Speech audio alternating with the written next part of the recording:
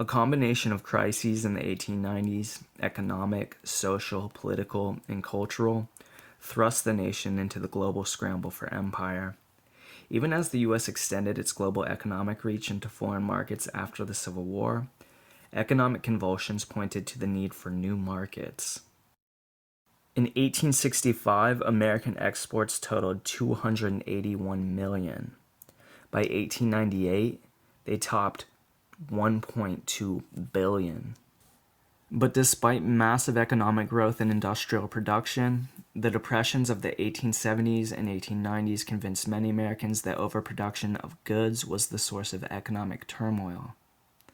Both domestic markets and current foreign markets could no longer absorb the massive output of American industry and agriculture. New markets would secure America's position as the world's greatest industrial power and would guarantee peace domestically. The social turbulence spawned by the Depression of 1893 to 1897, including massive unemployment, farm foreclosures, and labor strife, convinced Democrats, Republicans, and populists that new markets would provide the antidote to the nation's domestic problems. In 1893, as the stock market tanked, a young history professor named Frederick Jackson Turner added to a growing anxiety with a highly influential essay entitled "The Significance of the Frontier in American History." Turner explained that according to the 1890 census, the frontier had disappeared with the complete settlement of the West. The closing of the frontier had, he argued, many serious consequences. Most importantly, because economic power secures political power, free land in the West had been essential to maintaining American freedom and opportunity, Turner argued. The ability of its people to expand into free lands threatened the very future of the Republic. Support for expansion also came from military experts anxious about international prestige and defense.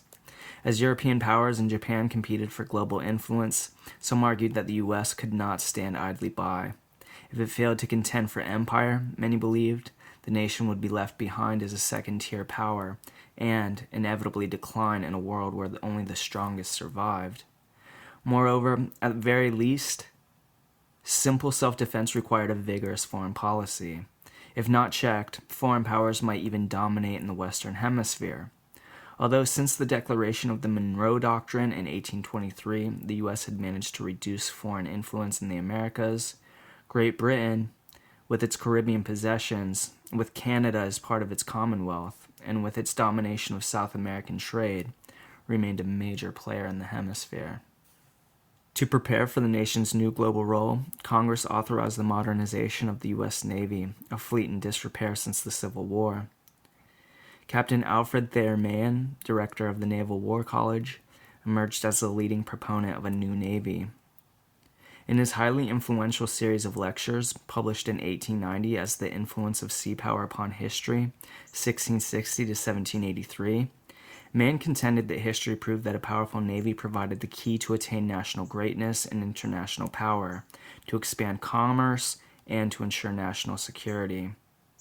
To control the oceans was to control the world.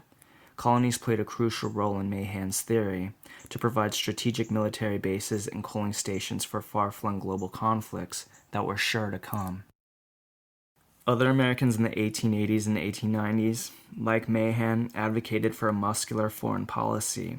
They viewed war as an antidote to what they deemed as the, quote, crisis of over-civilization. According to contemporary observers, American men, the middle-class man specifically, had grown soft and flabby. They spent too much time working indoors with little physical activity. Whereas their fathers had fought in the Civil War, they slaved away in their offices pursuing money instead of greatness on the battlefield.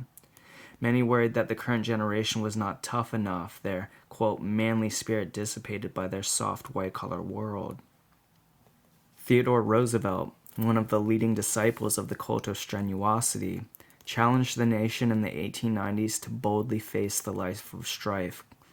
Quote, over-sentimentality, over-softness, and mushiness are the great danger of this age and this people, end quote. Despite a resurgence in physical activities in the 1890s, especially rough sports such as boxing and football, many young men longed for the ultimate test, to fight in a war to prove their manhood and to reinvigorate the nation.